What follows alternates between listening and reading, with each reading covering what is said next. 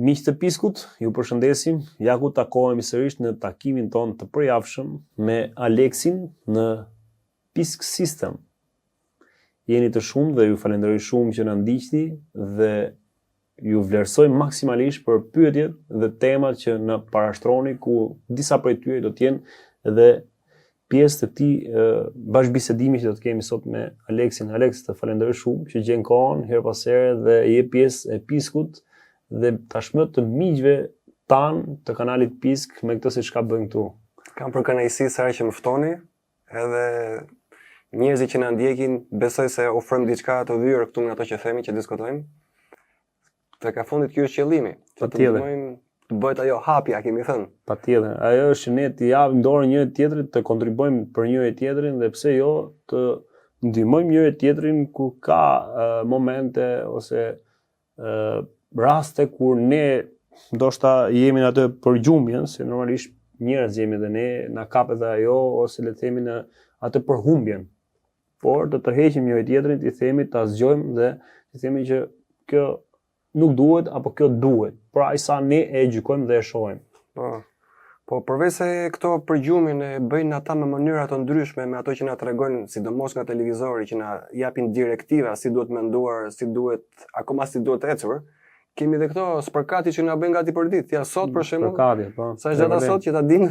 Data 20 maj. 20 maj dhe kemi goxha spërkati. E shohim pothuajse janë shumë intensive, një ditë po, një ditë jo, ka ditë që edhe vazhdojnë në mënyrë intensive.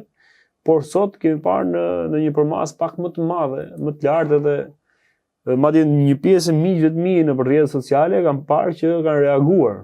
Pra kjo deri diku ka shtuar, le të themi, tek ato zëra që kanë qenë të dyshimt, ose që dyshonin dhe shihnin, ose kur na dëgjonin ne ose ty, kur e thoje si shqetësim që kjo është spërkati dhe bëhet qëllimisht për të përhapur viruset apo imagjino unë sot në këtë ditë ku jam, jo vetëm unë, jam akoma me këto viroza, le të themi, nuk na ka rënë fare imuniteti.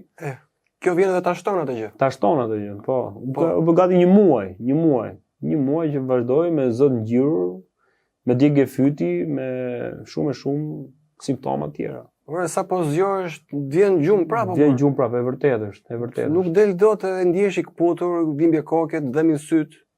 Gjitha më burr ti shkaktojnë. Kjo është qëllim pra, Aleks, se kam parë atë po thoya që kanë filluar të reagojnë edhe njerëzit, të tjerë që ndoshta dje kanë qenë skeptik për këtë pjesë, dhe sot reagojnë, thonë që kjo është gjë e mirë që reagojnë, sepse po pati reagim, po pati zgjim masiv, të përhapet kjo lloj zgjimit i reagimit, ato pastaj do e mendojnë. Prisë po e teprojmë ta mos të dalim kaq shpesh sa çfarë kemi për zakon të dalim. Do na kuptojnë. Se do bim sy pastaj. Pra nuk e kanë qef ato të bien sy, çfarë ndodh nëse bien sy? Jo, po u mor vesh diçka, fillojnë i gjejnë metoda të reja pastaj. Ose mund ta bëjnë më herët në mëngjes, edhe këtë e bëjnë. E bëjnë edhe më herët. Herët para se të zgjon, 5 mëngjesit, ku janë 20 në kulmin e gjumit. Edhe dalin përpara, që ti mos i shohësh ato vijat që lejnë këto. Për ta specifikuar, janë dy lloje. Nuk po flasim për ato avionet e zakonshëm që lejnë atë bishtin 5 metra, edhe zhduket. Kjo është që e lejnë, le të themi, gjithë horizontin, gjithë e mbushin gjithë vijën. Ata nisen, shtypin butonin edhe nga sa më shumë ecin, aq më shumë qëndron ajo vija e gjatë atje. Edhe hapet edhe pastaj edhe bie. Bie edhe nëpër tokë që ti nxjerrin dhe jashtë lojë edhe ushqimet ato të mbjellura që bëjnë fshatarët, po edhe neve na dëmtojnë mendërisht, fizikisht, gjithë ne bëjnë. Po çfarë virusësh, ke ndonjë informacion ç'a helme shedhin ata, domethënë ç'a virusësh shedhin? Janë shpërndajnë. Janë disa elementë që janë të përzierën ato cisternat që kanë brenda avionët, por kryesisht janë këto elementet e bariumit edhe aluminium. Edhe këtu na del bal. Edhe gjëra të tjera. Këto janë të gjitha të rrezikshme për organizmin tonë. Këto të dobësojnë qëllim kanë imunitetin, të godasin imunitetin. Dhe këta e vjen re shumë shqiptarë, janë të shumë, jo vetëm shqiptarë, por edhe se kjo nuk bëhet vetëm për Shqipëri, por bëhet për anën e botën, për gjithë botën. Por flasim për atë se ku jetojmë edhe për njerëzit që njohim në rrethin tonë, gjithë shohim që kanë probleme të vazhdueshme, simptoma të vazhdueshme dhe rënje të imunitetit në mënyrë drastike. Këta duhet pegojnë rrezatimin e shëndetshëm të diellit që trupi jonë ka shumë të nevojshme. Prandaj dhe gjatë kohës pandemisë na thoshin ato mos dilni nga shtëpia. Pikërisht që mos vishim në kontakt me vitaminën D që na ofron pasurisht dielli. rini brenda, mos dilni jashtë sepse qarkullon gogoli që do ju hajë se përritet në shtëpi s'ju kap se s'futen nga dritarja ose ku dëgjon, Jo, ajo ishte zgjedhja e tyre, rini brenda. Alex, tani në format tona ose mundësitë që kemi, si mund të ruajmë nga kjo? Nuk ruhesh dot nga kjo. Sepse ajo përhapet në gjithë ajrin, oksigjenin, përzihet me atë që neve e kemi jetike për që të thithim. Ajo përzihet edhe kalon në organizëm. Në momentin që ajo shpërndahet, e përhapin ata ose e derdhin atë kimikatët që hedhin në mëngjes, në 5 mëngjesit, për sa kohë ajo mund të zhduket? Ajo qëndron në pjesën më të madhe të ditës edhe pastaj shpërbohet, hollohet. Se sa kalon koha ajo bëhet më e dobët. Por e këshillueshme është që kur e shikon që ajo tani e ka bërë ato vjet e trasha atje, të izolohemi, të mbyllemi. E mira është shmangësh, tani futesh në shtëpi dhe kjo prap ka ato të vetat, se tani njeriu do të dalë, do të qarkulloj. Se të ndihmon dhe fizikisht ajo qarkullimi, plus që do të merr dhe oksigjen, se në shtëpi tani oksigjeni nuk qarkullon. Po qëndrim të mbajmë maska, gjëra të tilla. Maska është dekepruese, është shkatron. Sepse maska ç'a bën, që na këshillon prap këta ekspertët e mëdhenj, është që ti thith vazhdimisht atë që nxjerr. Mirë, për oksigjen quhet vetëm ajo që ti thith një herë. Po e nxore dhe e thithe prap të njëjtin, ai quhet dioksid karboni. Edhe ajo shkakton goditje ose në tru ose në zemër. Ajo maska si quhen këta bariera mbrojtëse, Bariera mbrojtëse. Edhe kjo që një nga arsyet më kyçe që pati edhe humbja e jetës njerëzve për shkak të këto goditjeve që patën, ndoshta edhe për shkak të maskave, të përdorimit të maskave. Po, fillon të u përdorur masivisht, sepse ç'a bën tani këta, i futën frikën njerëzve. Edhe siç e kemi thënë, erdhën po ata me atë zgjidhjen, po zgjidhja nuk ishte maska, ajo s'quhej mask. Maska është kjo alla e Zoros. Po, që përkthehet velpra nga spanjishtja. Ajo është mbytëse. Sepse ajo të bllokon të dyja gjymtyrët, gojën dhe hundën, nga ku ne oksigjenohemi, marrim frym. E vërtetë është. Ç'a maskë ishte ajo? Ajo është barierë mbytëse, mbrojtëse. Po këto mbrojtëse. Definitivisht e kanë vendosur, domethënë që ta shkatrojnë njerëzimin, njerëzit t'i çojnë drejt. Ata kanë pas gjithmonë ëndër ata. Po duan të bëjnë paksimin e njerëzimit, realisht. Se i duan dhe disa sklever që t'i shërbejnë sistemit. Po mirë, pjesë e këtyre si mund ta bëjnë ata duke bërë këtë lloj spërkati, për shembull, për ta mbyllur këtë pjesë, se kemi shumë tema tjera që do t'i prekin dhe shumë të rëndësishme. Jo se kjo nuk është e rëndësishme, kjo është shumë jetësore, por me këtë spërkatje ato ndoshta edhe rrokin dhe këta njerëz që i kanë nesër pjesë sistemit ose i kanë edhe sot pjesë sistemit të nënshtruarit të tyre. Si ruhen pra kjo pjesa tjetër? Nga kjo spërkatje, se edhe ato pjesë e kësaj shoqërisë tonë janë, jo vetëm tonës, por edhe në vendet e tjera. Po shiko, këto që i hidhen, këto prekin disa njerëz që kanë probleme shëndetësore zakonisht. Është që ta kuptoni, është ajo domethënë që kur njerëzit u vaksinuan me atë vaksinë në thonjza, ajo ç'a bëri? Ajo shkoi edhe zgjoi sëmundje të dobësuara ose të fjetura të njerëzve, i aktivizoi. Po. Ose ato që kishin të aktivizuara, i ashtoi intensitetin që kishte si sëmundje. Të njëjtën gjë bë dhe kjo. Domethënë shkon e prek ata njerëz që kanë diçka që nuk shkon mirë me trupin e tyre. Edhe i ashton. Ato që janë të shëndetshëm, ata janë më të mbrojtur disi. Po këta janë kujdesur që shumicën e popullatës të botës ta smurin. Prandaj reklamojnë shumë kush vend në botë mban atë vendin e parë që frekuenton më shumë këto ilaçe, këto farmacirat. Neve kemi hyrë domethënë te ato vendet që i frekuentojnë shumë këto ilaçe, këto farmacirat. Janë shtëpira që kanë kthy shtëpinë e tyre në farmaci. Janë vazhdimisht në kontakt me ato, me ato ta dobësojnë shëndetin. E vërtetë, edhe unë e kam konsideruar, madje e kam bërë si lloj krahasimi, madje kam bërë edhe një nga ato temat që bëjnë, le të themi, vëzhguese, le të themi, që sot kemi më shumë farmaci se sa furra buke. Sot frigoriferët në ambientet shtëpiake të njerëzve janë kthyer jo në një depo ushqimore, pra ose një frigorifer që të ketë ushqim, por të ketë depo farmaceutike, të ketë më shumë ilaçe se sa produkte ushqimore. Po pra, po edhe ushqimet janë kujdesur këta që t'i helmojnë. Shkon ti te frigoriferi për shembull që konsumosh atë që ke aty të depozuar, ta mbash të freskët, ti gradualisht smuresh që aty. Po. Edhe pastaj shkon tek banjoja aty ku janë ku ke mbushur ti atë kutinë e pasqyrës aty me ilaçe me gjëra. Do të thësh sa bukur ka mendu. Gjitha kudo. Të smurin ti atje, shkon gjëra ti të zgjidhen aty. Aty e shton atë smundllëkun aty dhe je i kputur fare. Po këto tani do e vuajmë, çfarë të bëjmë? Nuk dim nga të mbrojemi. Jo, vetëm se është ajo që vetmja formë ai sa arrita kuptoj dhe ta gjykoj unë është që ne do ta përhapim te që po bëjmë ne, të paktën duke ngritur zërin, duke u bashkuar, duke u bërë më shumë se realisht jemi pak, edhe atëherë pastaj ndoshta mund të ketë lloj ndërgjegjësimi dhe ndryshimi, si me atë do të vijë. Ndërgjegjësimi është ajo që të shtynën në ndryshim, duhet të fillojë direkt nga ne, nga vetja ne, pastaj duke e përcjellë tek tjerët për të pritur më të mirë për veten. Po e pan atë ndërgjegjësimin ato që njerëzit po shtohen, që po e kuptojnë se çfarë po ndodh realisht, aty ato stepen automatikisht. Kjo që se do pyesni për zgjidhjen, kjo është zgjidhja. Kjo është prandaj. Po e kuptuam sa më shumë pap të riqen se ato janë si gjarprinjalla. Nxjerrin atë kokën sa më shumë kur nuk ka reagim. Sa po vjen në re që ata po bëjnë gjëra, pap të riqen. Kjo që zgjim masiv. Duhet masiv, se normalisht vetëm ne dy ose edhe ai sa na ndjekin ne, jo se nuk kanë vlerë, realisht kanë shumë vlerë, patjetër.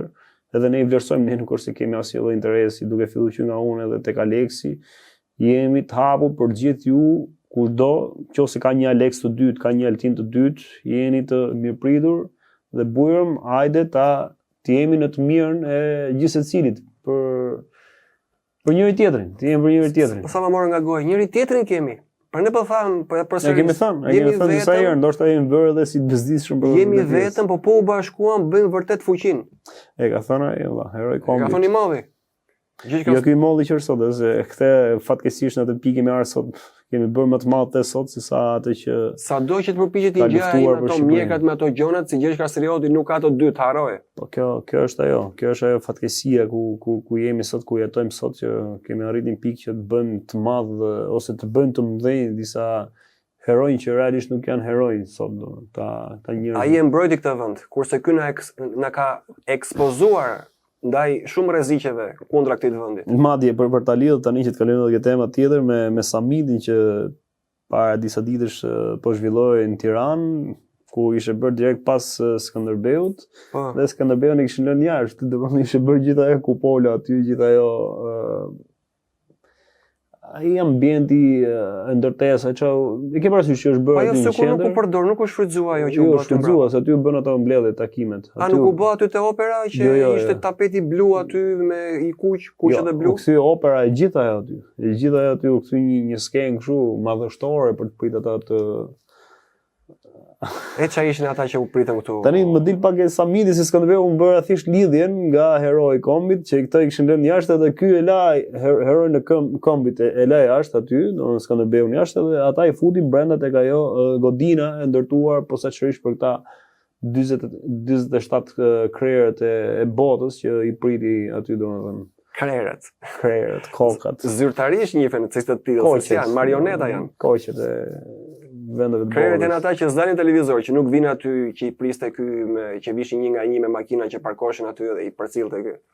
Sa që u lodhe një moment duke qëndruar në këmbë aty të fillu të bëhet sa fiskulturë aty dhe Meloni dia shtriu komplet kështu u shtri. Na fliqi komplet me televizin që bëri aty bien gjuni. Ç'a tregon kjo? Jo sa Osmanit as shu fare e prit domethënë.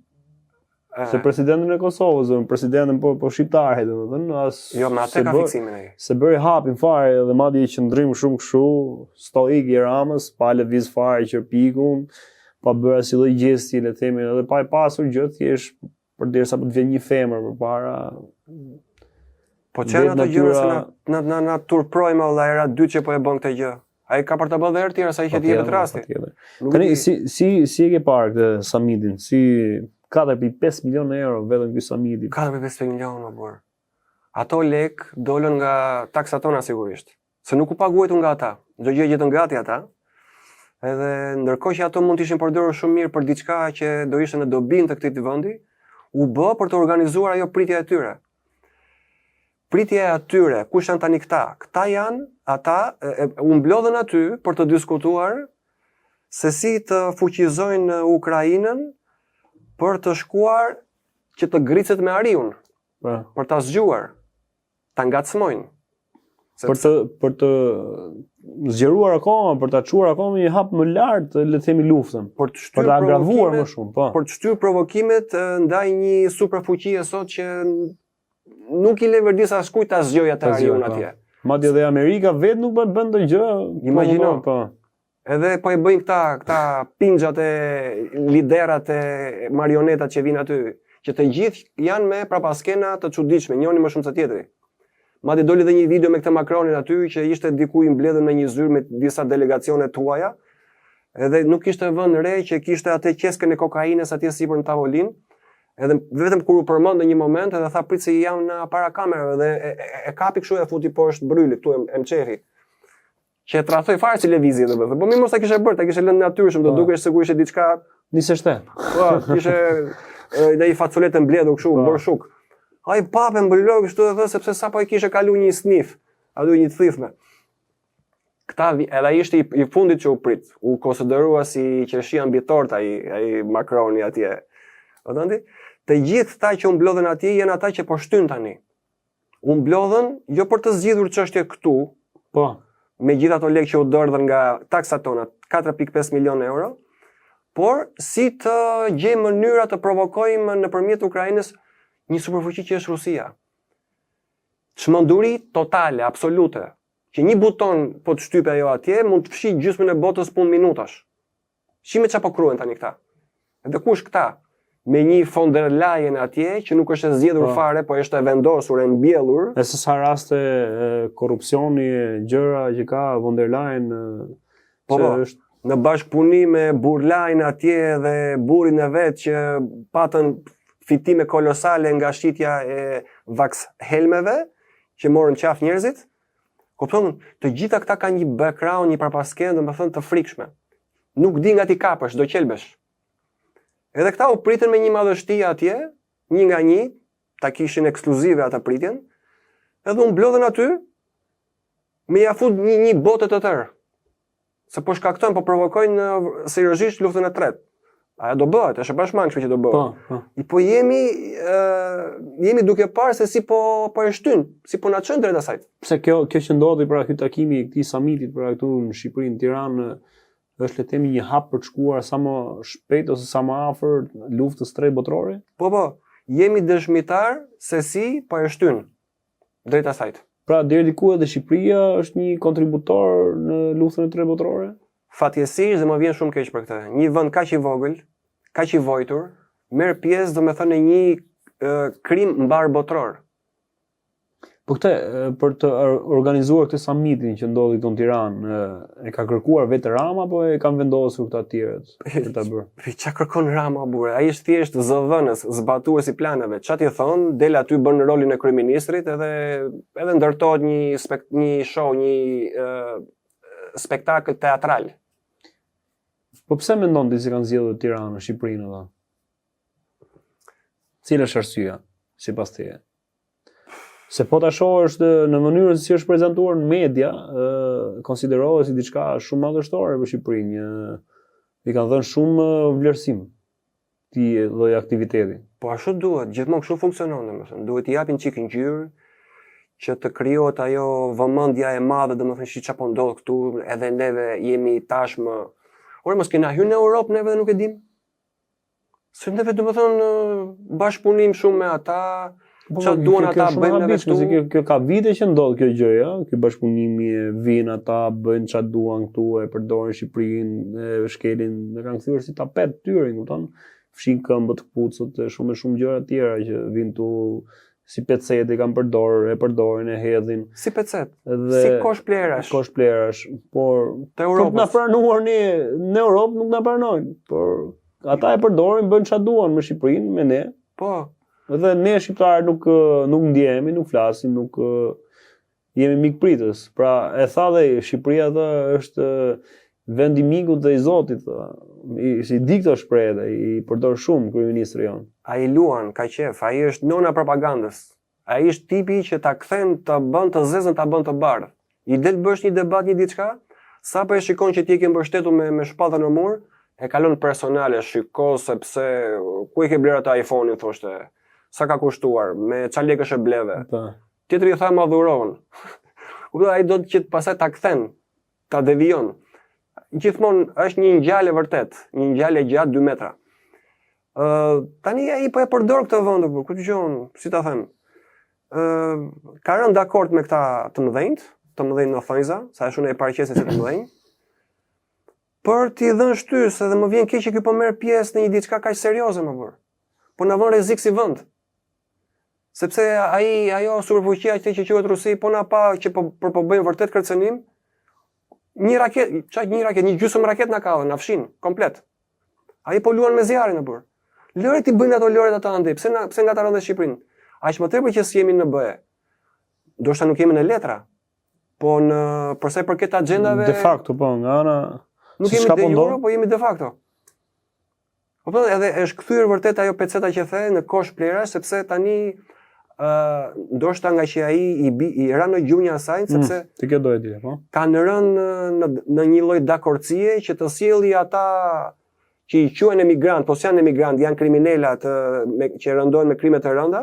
Mi sjell këtu. Po edhe kjo sfidë si 16 prej tyre prej kohësh, prej disa ditësh ose javësh janë arratisur nga kampi atje. Edhe kjo arratisa më duket që ke dyshim, domethënë, si u arratisen, kaq ato si supozohet që ai që është ndortuar atje në Gjadër ka një lloj masë sigurie. Ç'është siguria? Ato prandaj e kanë marrë gjithë atë dhe i atribuojnë, le të themi, peshën e përgjegjësisë atyre, se ata kanë ardhur me, si kjo quhet, një lloj uzurpimi, pushtimi, se ata që kanë ardhur në atë kamp, ai kamp menaxhohet dhe drejtohet dhe nga ana sigurisë nga vetë institucionet italiane. Pra, si policët, ushtarët ose ku diun ata që merren me mbikëqyrjen e këtij kampi, edhe ne themi e kanë ata në dorë. Ata do të vazhdojnë të bëjnë sikur, po merrem ande këtej, edhe nuk i gjetën se ku shkon ata. Nuk dihen sikur janë. Po të ecim me këtë logjik i bie që nese pas nese të arratisen disa të tjerë, më mbrapa dhe disa të tjerë, edhe të ndodhi pastaj ajo që kena thënë një herë tjetër këtu që fillojnë pastaj të bëjnë ato trazirat, ato përdhunimet, ato gjërat, se ata janë botë tjetër alla, nuk din logjik ata. Por doli edhe diçka tjetër që edhe Gjermania dhe Anglia u propozua, madje u hodh fjala që do të sjellin ata refugjatët, sjellin ata emigrantët, le të quajmë. Po zgjerohet ai koshi. Po vin ata, kërkon njëri, kërkon tjetër, ishin 47 delegacione aty. Po, ju hapo Rexit e Gjermanisë tani, i pëlqeu na u duk mirë ajo idea e Melonit. Melonit, po. Edhe të fillojmë edhe neve të bëjmë një të gjë. Do i prisni se shiko, ju jeni kthyer në kosh mbetërorinash për Europën. Na kemi ca mbetje neve këtu që na prishin punë, na vinë erë. Ati plasim atje, ti parkojmë atje te ju se jeni fix, perfekt për të shërbyer. Edhe popullat nuk është si keni shumë se shqiptarët i keni përzën, keni hapësirë domethënë. Reagim atje s'do ketë sepse e keni talendisur, e keni lodhur aq shumë, ja keni shtuar aq shumë problemet atij të popullit sa që s'ka kohë të ngrej kokë edhe të reagojë. Kjo që është vendi ideal për të bërë këto gjëra për ta kthyer në kosh mbetërorinash. E kanë kaput këtë popull. Nuk ka kohë të ngrej kokë. Shiko atë jetën tate, thot, merr rrogën tate atje, se këto hallet merremi ne, merret ky sultani këtu, që bëri prapa të manipulimin e votave dhe votave. Ja dhan, nuk ose ndodhi me anë të votave. Po që ndodhi atje gjë kështu komplet katastrofë. Se këtu nuk e bën as bindset, për shembull thoshin që pati diferencë votash 20-30 më përpara. Po këtu ishin grop kafa i disniveli papar. Sikur edhe vetë ai është habit, edhe vetë ai është habit. U habit ai, U habit. Duhet ta bënte atë rolin që shikoj, shive çfarë sa i papar jam, mos zgjodhen mua. Po si ka mundësi, gjithë syt i kanë nga Shqipëria, bëhet samiti i Europës këtu në Shqipëri, gjithë ata duan të sjellin refugjatët, e shohin Shqipërinë kështu, ande këtë parajs mitong, ndërkohë që Shqipëria rënditet e fundit për cilësi jetese. Po, është kjo. Në botë. Rreth 1 milion shqiptar jetojnë nën kushtet normale. Që hyn tek varfëria i bie. Aq sa jemi, si 1 milion jemi, nuk është jemi dhe aq shumë, jo. Që këta 1 milion tani i bie që jo jetojnë, ata përpiqen të mbijetojnë. Edhe ky shkon e jep sasi parash të frikshme për të organizuar një idiotësi atje që nuk do sjellë asnjë dobi vendit. 4.5 milion. Nga taksat tona. Nuk shkuan për të rregulluar diçka, sepse çatia e këtij vendit pikon nga shumë anë. Nuk u kujdes mbylli një nga ato vrimat, por i përdori për të bërë një komplot si të shtym botën rreth luftës së tretë. Ajo ndodhi me 16 maj. Shtyrje se si të shkatërrohet kjo botë. Edhe aty morën pjesë edhe neve. Duke na përfaqësuar ky i ashtoquar i kryeminist. Kryeministri është ai që komandon këtë po ky është marioneta e tij. Po, atë e kemi thënë për gjithë ju që e ndiqni ndoshta për herë të parë se e dim që ne ju vlerësojmë dhe jeni të zgjuar dhe keni parë edhe video të tjera, ato që janë të ri, janë rishtas në këtë ka dalë në mënyrë rastësore kjo video, ju ftojmë të ndiqni edhe videot e tjera paraardhëse që ne kemi folur për ata se kush janë që kanë marioneta në dorë, pra Ramën e gjithë të tjerët, kush janë ata më të fuqishmit që janë të paktën në numër që komandojnë të botë dhe që po e shtyjnë drejt këtyre gjërave që ne ndryshe na shiten dhe ndryshe është realiteti. Dhe ne për atë po mundohemi të themi se çka ka pas kësaj tymnajës kaq të madhe që na shitet si diçka pozitive, por ne kemi thënë bashkë me Aleksin që do vi moment që ai tymi, pra siç është edhe spërkatja që ne nisëm dhe në fillim të këtij episodi, vjen moment që bie edhe del dukshëm rezultati i asaj. Siç është edhe spërkatja që e shohim që ne na bie imuniteti, kemi shumë probleme tjera me shëndetin, me shumë gjëra tjera.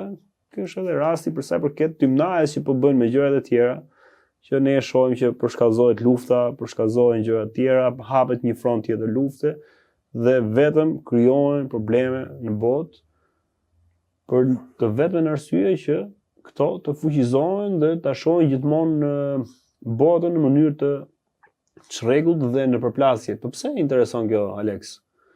Që të ketë gjithmonë zhurmë, të ketë përplasje, të ketë fronte lufte. Pse intereson atyre djemve të këqij? Po se po hasin në rezistencë. Ato do me thënë këto vatrat e luftrave i hapin kur ka rezistencë. Se nëse gjërat shkojnë ashtu siç këto duan të shkojnë, nuk ndihen. Thjesht vazhdojnë ato planet e tyre në heshtje. Siç u kishte përkatje që është në heshtje. Po atë se po e cënon njëri, kështu që do vazhdojnë ato. Tani këto u mblodhen këtu duke na paraqitur neve se rezistencë për shembull në rasti konkret tek lufta, nga kush po e hasin rezistencën? Po na paraqesin një Rusi të keqe. Po. Aty po përqendrohen tani.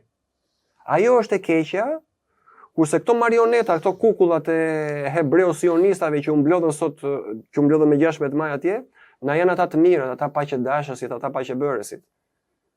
U mblodhen këtu për të diskutuar çështjen e Ukrainë-Rusi. Edhe duhet gjithmonë një armik, sepse po nuk pati një armik i sajuar, se Rusia nuk përbën rrezik. Pa këta e paraqesin të tillë që të mbushin mendjen edhe të popujve që t'i kenë në krah, që mos u duken këta pastaj në publik që këto janë ata negativët, janë ata të këqijt. Jo, këto janë ata që po kundërshtojnë uzurpuesen që quhet Rusi.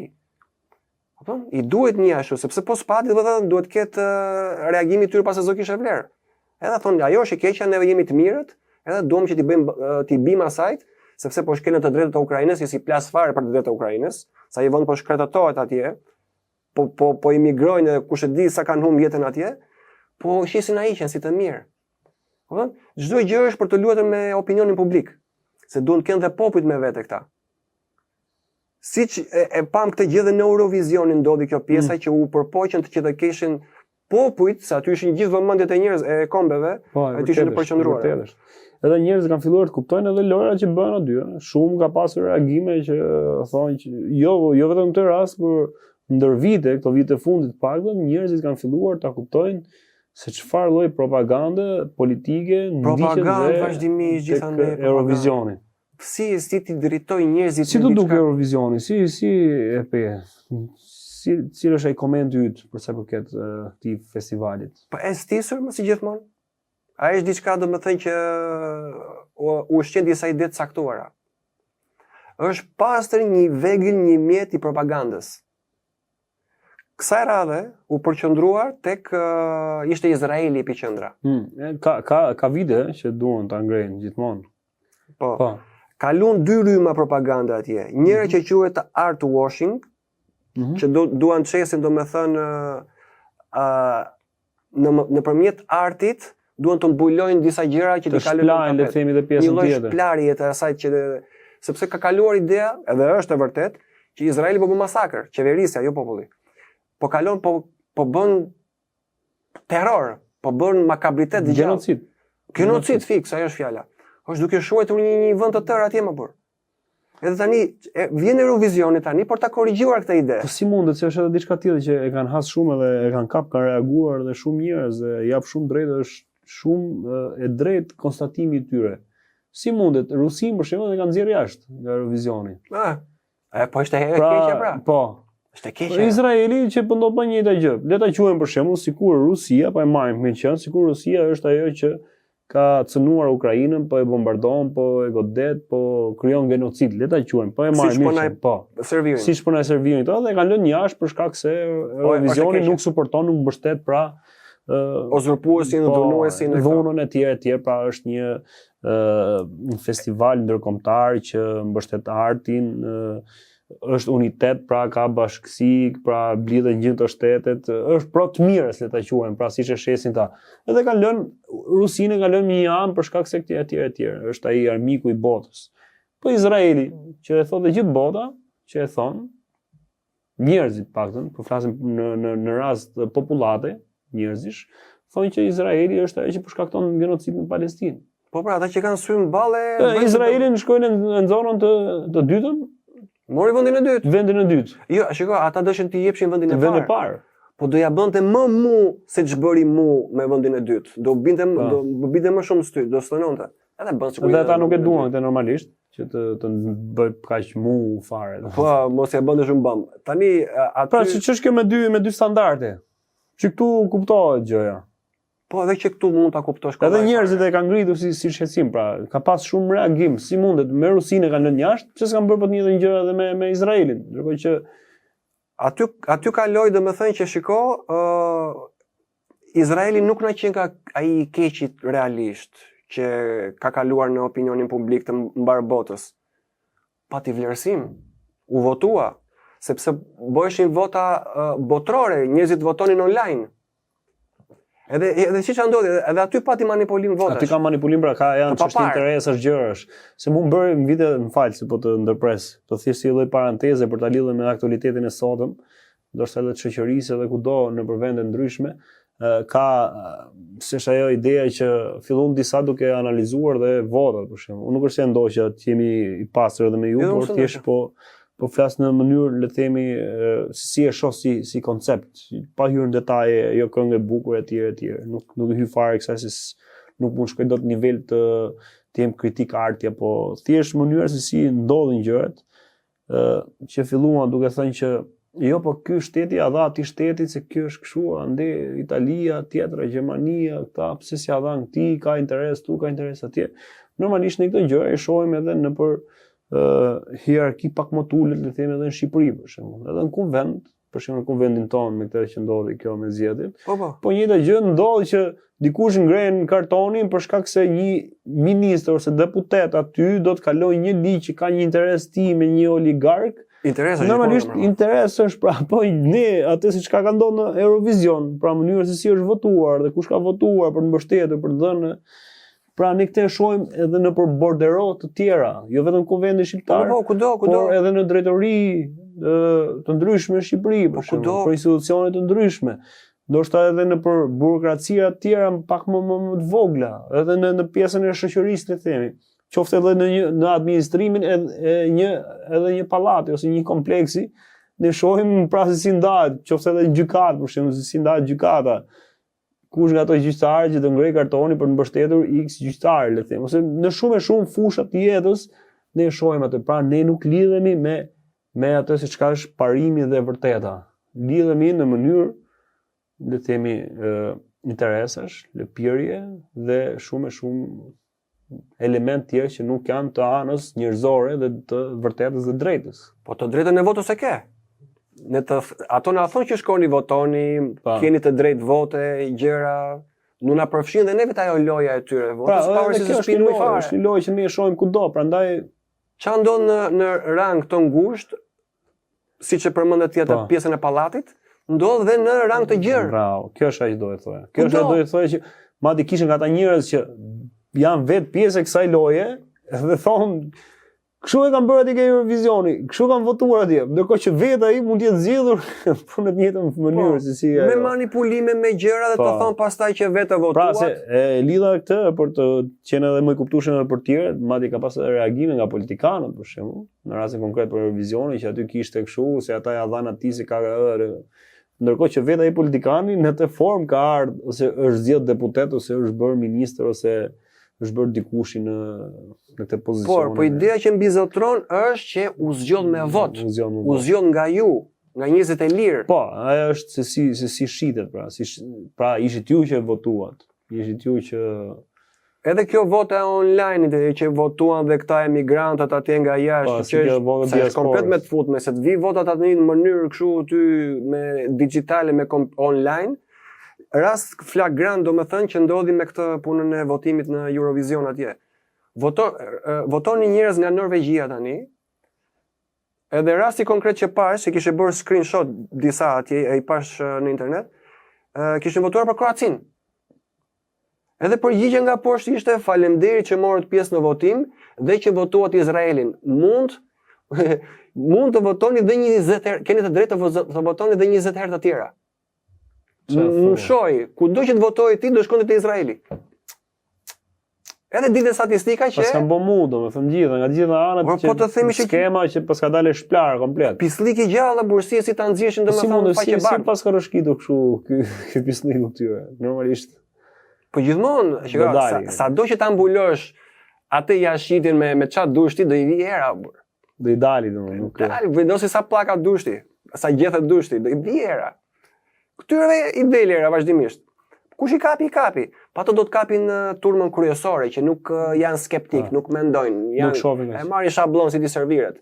O sa bukur atje, është ngjyra lule, këngë, u zgjoll, po, nga që fakti që u zgjoll. Nuk shohin fare propagandën politike etj çfarë mund të ketë aty, si çfarë duan të nxjerrin ata. Si normalisht mesazhi i kësaj ne po e themi këtu, po se ka thënë askush, pra në gjithë këtë Eurovision, pra për te këngës, artit, këtyre gjërave festive, më kryesore është ajo që këto kanë dashur të mulojnë atë që theti me ato gjethet që the, pra të tregojnë që Izraeli nuk është ajo që po ndodh sot që po krijon genocid, që po vren njerëz të pafajshëm, fëmijë, nëna etj. Ai përpiqet ta zbehin ata pjesë. Ta zbehin, ta nxjerrin Izraelin që është një vend duke përdorur artin, është term që përdoret atje jashtë shtetit, art washing, domethënë shplarje truri me anë të artit.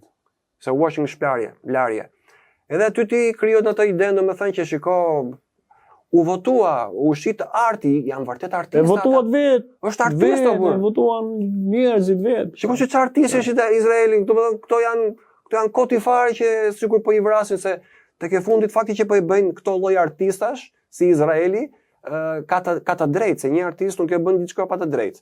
Kështu që e meritojnë t'i godasin ata atje, fëmijët dhe gratë i shuajnë aty nga vendi i tyre.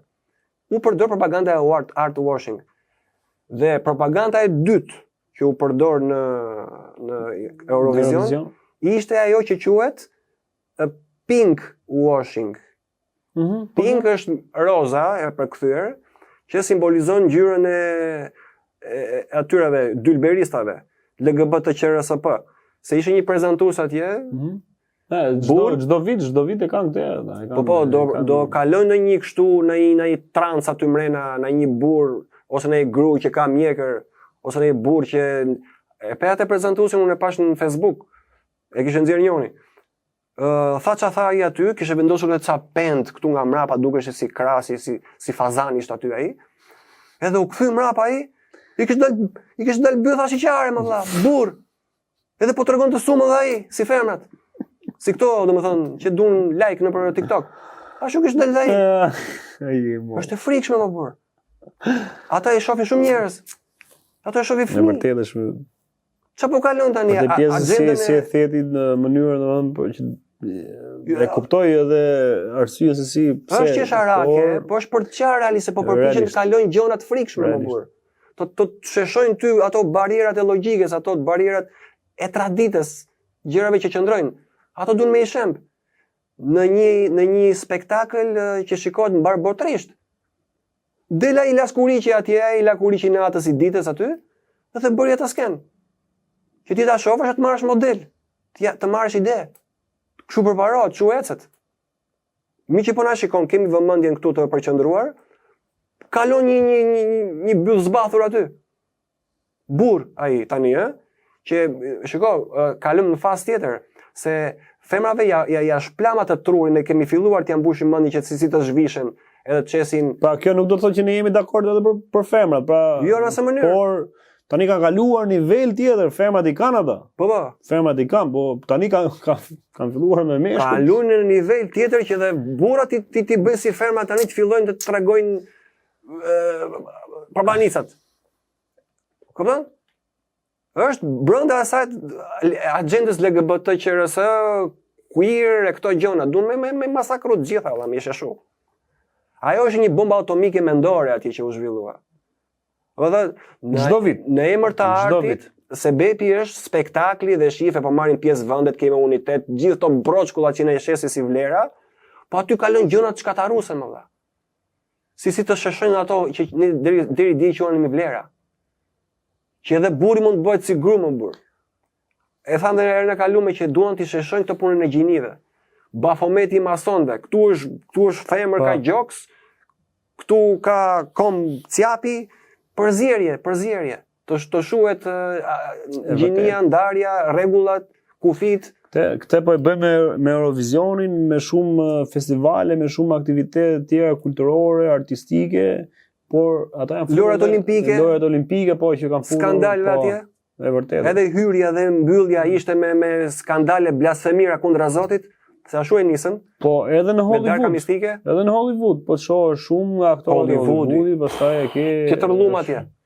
Është kthyer edhe ajo atje, edhe doja të qëndroja pak edhe tek në ka ardhur si pyetje, tani do të kalojmë edhe tek pyetjet që na kanë ardhur që janë tema, jo vetëm pyetje, por janë edhe tema për qytetet nën tokë të Hollywoodit. Për te pjesës që ne e lidhëm pra ato siç ka ndodhur në Eurovision me mesazhet që japin lojrat olimpike dhe me gjithë këto aktivitete që këto i kanë prapë në dorën e tyre, por edhe në Hollywood ne kemi shumë aktorë ose shumë filma prodhime që na vinë në këtë formë për të na dhënë ato mesazhet her pas here që ne di përtypim në mënyrën më të thjeshtë, më të lehtë që na duket diçka shumë normale. Të ambientojnë ato me mesazhet që kalojnë. Një pyetje në ka ardhur për pjesën e qyteteve nën tokë në Hollywood. Po, që a ekzistojnë domethënë? Po, a ekzistojnë, po. Po, patjetër ekzistojnë, po. Për çfarë bëhet fjalë? Duke nisur nga unë që nuk është se kam shumë informacion te kjo, por që të na japësh një lloj panorame për sa përket, për çfarë bëhet fjalë, për çfarë qytetesh nën tokë në Hollywood bëhet fjalë. I kanë ngritur këto qytete i kanë ngritur vetë elita. Botërore. Po që do të thonë ku ka vend, siç në vendet që konsiderohen superfuqi, ka dhe qytete nëntoksore.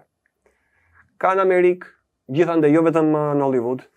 Ka dhe në Rusi ka, edhe në Kinë ka, edhe në Indi. Madje edhe këtu, po jo, këtu nuk ka qytete, këtu ka tunele. Tunele, nuk kanë arritur deri aty që të bëjnë qytete. Madje te këto që quhen qytetet nëntoksore, deri dje mbashin dhe fëmijë të izoluar atje poshtë.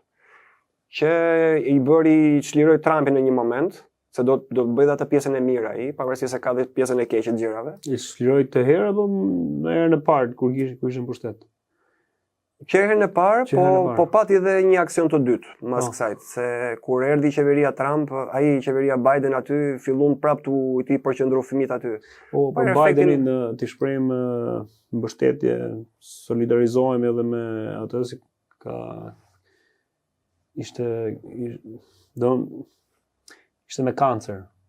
Me kancer Bideni? Po. Ma nëse unë di se ka vdekë Bideni, po nëse. Jo, këto ditë domethënë është bërë lajm në gjithë botën, normalisht një president i Amerikës, një shumë i rëndësishëm, kishte marrë vesh tani që ishte me kancer. jemi pranë familjes ti dhe gjithë atyre që e mbështesin dhe amerikanëve dhe atyre vendeve. Unë jam pranë atyre familjeve që shkataroi familja Biden. Nuk thjesht po donon ato krimet që ka bërë kundra shumë familjeve që i morin qafë. Po i kthehet thua? Po i kthen pra ca gjëra ndoshta lahen edhe në këtë botë. Çfarë do hedhësh do presësh thuhet, themin e vet. Te Trump e lam tek familjet. Po, deri do të thënë ishin ato që ishin i përqendroheshin kalamajt, fëmijët e vegjël i përqendroheshin aty, mbyteshin nëpër kafaze. Ata janë fëmijë që se kishin parë ndonjëherë dritën e diellit. Edhe kur ndodhi kjo misioni çlirues i tyre, i nxjishin gradualisht nga toka me syze e diellit të zeza kështu që mos të vishin kontakt direkte me diellin, dhe do verboheshin komplet. Ishin mësuar vetëm errësirë. Ato i përdorshin para abuzime seksuale ose nën terrorin e trysnisë së frikës, krijohesh ajo përqendrimi i disa hormoneve të syrit dhe të rrishin adrenokromin, që të jetojnë sa më gjatë edhe të jenë sa më të rinj elita që është në çdo sektor, te këngëtarët, te politikanët, e mëshin nga fëmijët. Pra, këtu në rastin konkret për qytetet nën tokë të Hollywoodit janë fëmijë. Tani në qytet ato. Po. Aty përdorin, pra kanë marrë fëmijë që i përdorin për targetin e Hollywoodit, për ata që janë pjesë e Hollywoodit. Po, shumë aktorë të Hollywoodit kishin këtë drogon që quhesh adrenokrom. E përdorshin shumë nga ata. Një nga ato është kjo Celine Dion, se është pjesa e artit të këngës. Edhe kjo ka pas marrë? Sa dush. Pse e ke parë tani është bërë lajm gjithandej këto kohë, prej kohësh për Celine Dion që në çfarë pike ka shkuar. Është bërë si plaka e barbardhës tani, si është riga atje, sepse i është ndërprer doza. Sepse vërtet ajo është dëshitet të shumë shtrenjtë. Ja shkon me mijëra dollar litri. Litri, jolla. Çe litri? Disa gram, jo litri. Pagushin qimet e kokës që të ruashin në rinin atë freskin, se ajo ushqen qelizat e trupit. Si ka mundësi që kjo, domethënë edhe ka përdorur atë dhe ka shkuar në atë farë derexhene, atë farë pike. Po Celine Dioni për shembull. Po e kanë ndërprer pra. E kanë ndërprer dozën e. Po se nuk është bërë vështirë tani se këtë e bëri Trumpi o burr. Këtë nuk ja mohojmë. Pavarësisht do me sjell botën digjitale, inteligjencën artificiale tani që është tjetër. Pra Trumpi liroi këta fëmijët që ishin brenda në këto tunelet pra. Edhe në Hollywood, te qytetet poshtë. Sidomos në Hollywood. Se aty ishte përqendrim shumë i madh, që ti kishin direkt, por ta kishin sa më të freskët atë. Elitat e Hollywoodit, ëh. Po. Ata që na dalin ne që na tregojnë to filma dhe gjëra. Po, që i bënë reklamën e madh, super aktori, ato i reklamat se çu funksionon reklamat. Bota e artit e gjitha domethënë. Po, gjitha që njihen kështu si që i bëjnë vetë të famshëm, përqendrohet prapë vëmendje tek ata. Që ti të kalosh në një lloj admirimi, mundësisht adhurimi. Mos e besosh kur të dëgjosh një. Po, sepse tani ky shife çfarë fame ka, nuk ka arritur me vlerat e tij, është e pamundur që të kaluar në gjëra të frikshme makabre të tilla. Po si e paraprin këtë që do i vinë më mbrapa dhe i ndërtoj një profil kështu të shkëlqyer. Pra kjo është arsye e këtyre ndërtimit të këtyre qyteteve në tokë në Hollywood dhe jo vetëm, ëh? Po duhet mi përdorë si qytete këto vende sepse e dinë se çfarë po vjen. Për atë tjetër që ne kemi thënë. Një shfarosje dhe duhet që të mbrohen aty poshtë. Zjarrin në këto që do. E kanë si vend mbrojtje si strehim. Pse nuk do kapi ky zjarrin, do preki poshtë? Po si do preki, po këtë nuk e din ata. Nuk e din ata. Nuk e din ata që do dalë zjarr dhe nga poshtë. Siç u përmbys bota dikur në kohën e Noes, që ra shi nga lart. Shi, ajo është ujëvar tamam shi. 40 ditë 40 metra që e mbyti gjithë botën. Dolën dhe ujërat nga burimet e tokës nga poshtë. Plakosi ujë nga lart, plakosi ujë dhe nga poshtë. Kështu do ndodhi edhe kësaj radhe me zjarrin, se kësaj radhe do ikim nga zjarri, jo nga uji, nga e kundërta. Zjarr nga lart me raketa, zjarr nga poshtë me vulkanet e damaret e këtyreve që ka toka nga poshtë që na mban ngrohtën edhe nga poshtë. Do shpërthejnë ato damaret e vulkanave. Këto do piqen të paret, do i kenë më të fortë pjekje, se është direkt me zjarr vulkani. Me vulkanin që të shkrin në sekond. Është bërë lajm shumë herë për sa i përket prap lidhemi tek një pyetje, duke sikur ju bezdis bëhemi mërzitshëm, por realisht keni mirënjohjen tonë dhe vlerësimin maksimale për pyetjet që na hapni edhe ne horizontin dhe na çonin ndoshta se ne mund të jemi në atë monotoninë tonë duke prekur ato temat, por ju na çonin në shtigje të tjera që plotësojmë njëri tjetrin. Kjo është ajo pra arsye që unë thash në fillim që ne plotësojmë njëri tjetrin.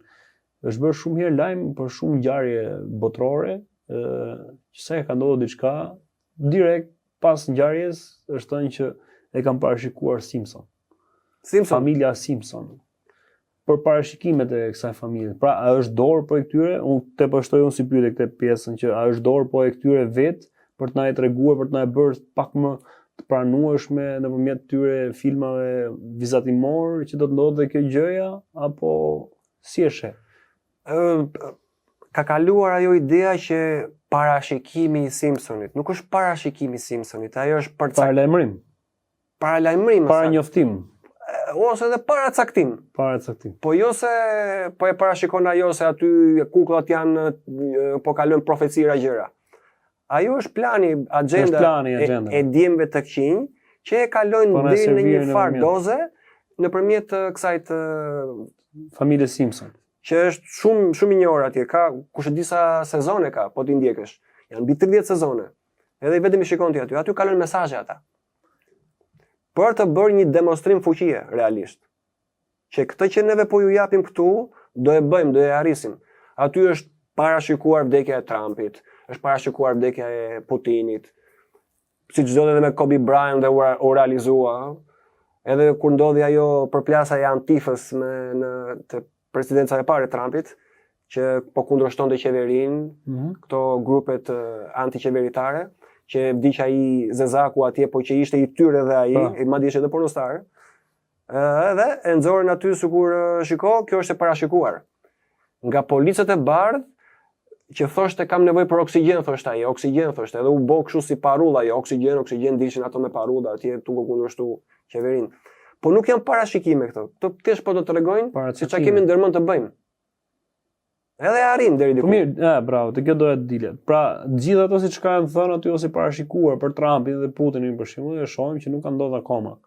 Pra, të gjithë ato siç ato e kanë treguar nëpërmjet këtij filmi vizatimor, do të ndodhin 100% apo jo, ndoshta edhe pjesë e planit tyre nuk shkon. Po, kjo qëndron më shumë, domethënë ata duan ta bëjnë atë që paraqesin atje, po se sa do e arrisin në çështën e mohabet pastaj. Po në pjesën më të madhe e arrisin zakonisht. I sillin në mënyrë të allëtit gjëra, domethënë që del ai rezultat që ato po na paraqesin. Po të tregojnë që do bëjmë këtë, kemi këtë ndërmend, se e kanë këto djem të këqinj, e kanë atë e kanë kështu si rregull të tyre të brendshëm, që do i japim këtij popull kësaj bote të fjetur deri diku ato gjëra që ne duam të bëjmë. Se ata kanë një teori, besojnë te karma ato, që po nuk ja bëm të ditur neve njerëzve atë që kemi ndërmend të bëjmë, do na bjerë mbi kokat tona. E besojnë këtë gjë ata që po nuk arritën të tregojnë se çfarë kanë ndërmend të bëjnë me ne, kanë atë frikën që do bjerë mbi kokat e tyre.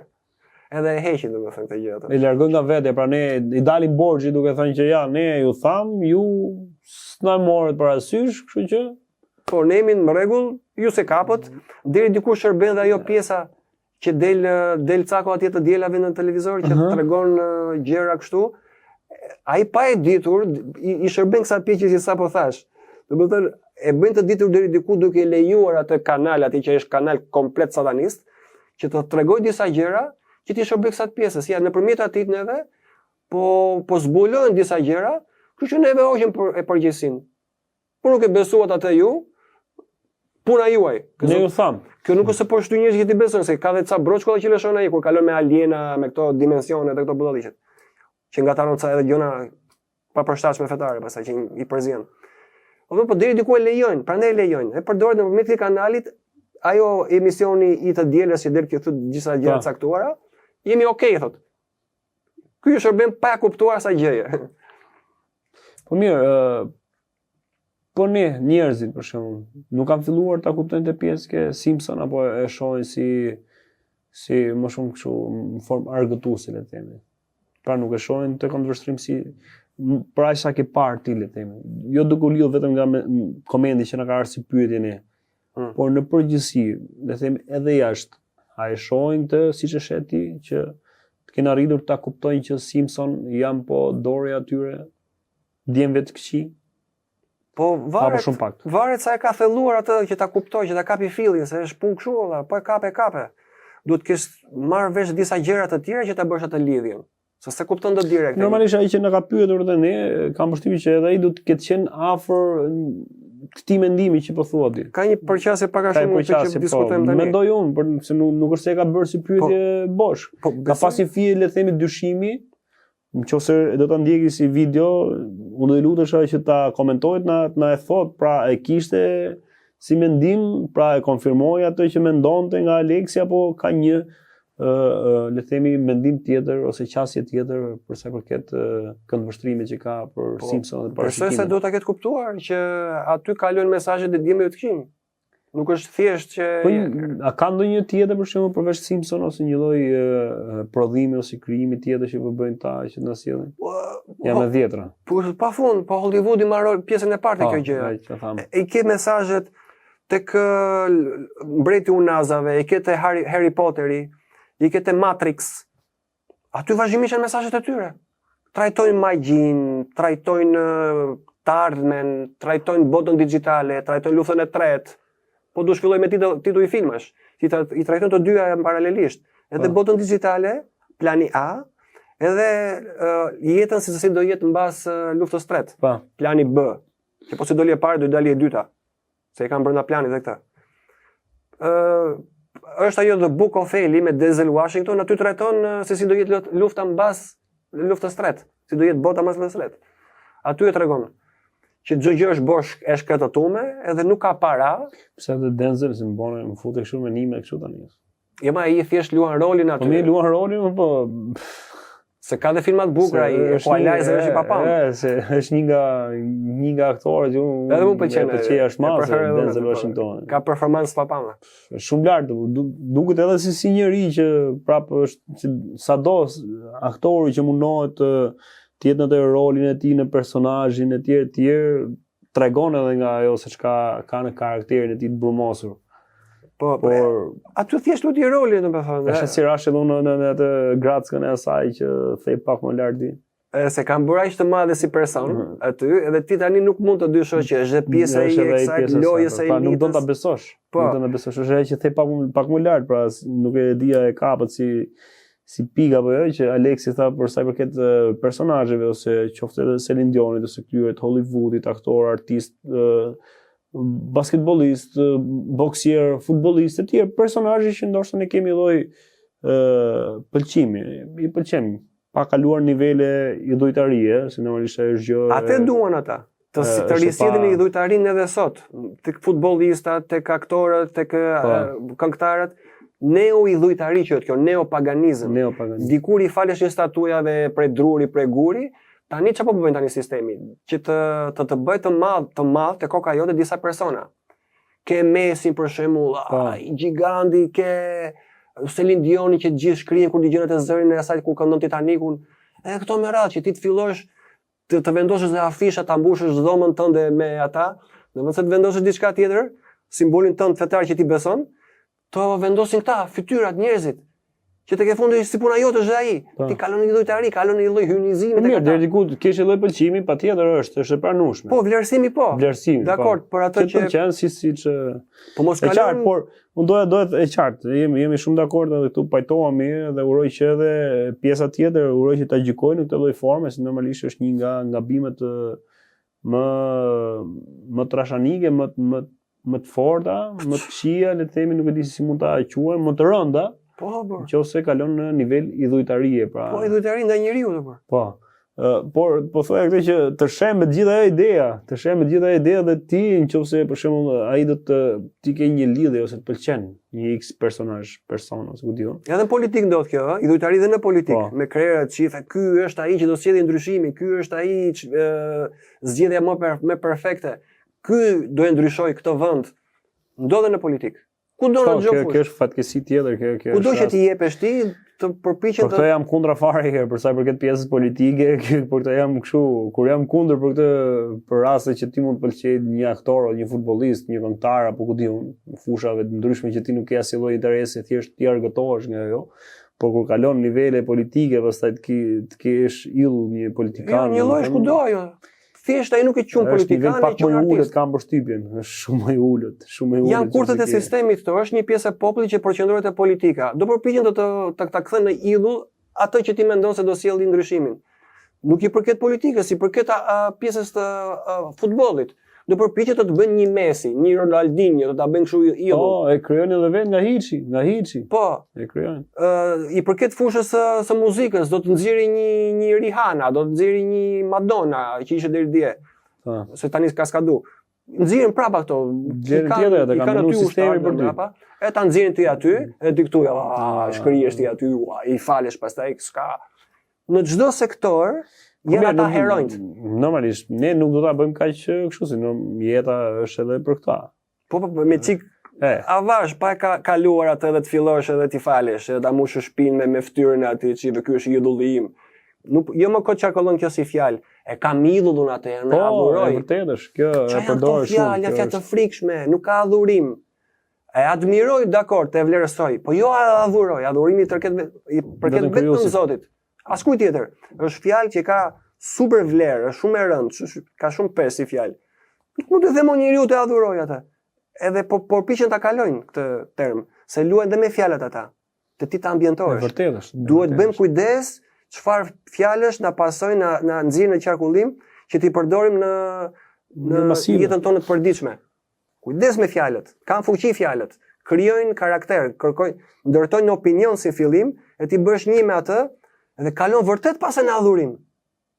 E beson Allah që ai është po të smurt për shembull ai idhulli këtyreve i dikujt që ka bërë idhull, smur edhe këta, bëjnë keq. Ua mu smur heroi im, u pa atë s'bëj. Ja me kufi vazhdimisht dëgjoj zërin. Atë bëjnë keq. E vërtetë është. Them që është një temë shumë e bukur edhe shumë me vlerë për ta lënë një moment tjetër, ndoshta duke marrë disa nga këto personazhet që ndoshta mund të jenë krijuar si idhuj tek këta njerëz, ose në mas, le themin, në mas, edhe pse jo të analizojmë pak edhe situatën ose jetën e tyre dhe se si ndoshta janë ndërtuar këto personazhe dhe disa mund të jenë edhe kanë ardhur vetë natyrshëm nga fal punës edhe përpjekjeve që kanë bërë, por disa mund të jenë edhe të krijuar nga këta vetë apo jo. Po nuk është pasër e krijuar nga këta vetë. Sa do të talentuar të ata, po nuk shikojnë ata sa talent ke ti dhe unë. Për Cristiano Ronaldo për shembull, do të jetë është personazh që mund të kenë dorë dhe këta djem tek qi thua? Jo, ai ecën me atë të vetën, që ai ka pasion atë gjë, do. Po ata kanë ndërhyrë, le thuat i pa vedijen e di, pa. Po e shfrytëzojnë, e përdorin. Tjetër që e shfrytëzojnë por unë thash që e kisha në prizëm tjetër, në idenë që jo, nuk është e përfshirë ai tek këta. Nuk është se po i shërben këtyreve. Po këta e kthejnë atë reklamë që i bëjnë atij në shërbim të tyre.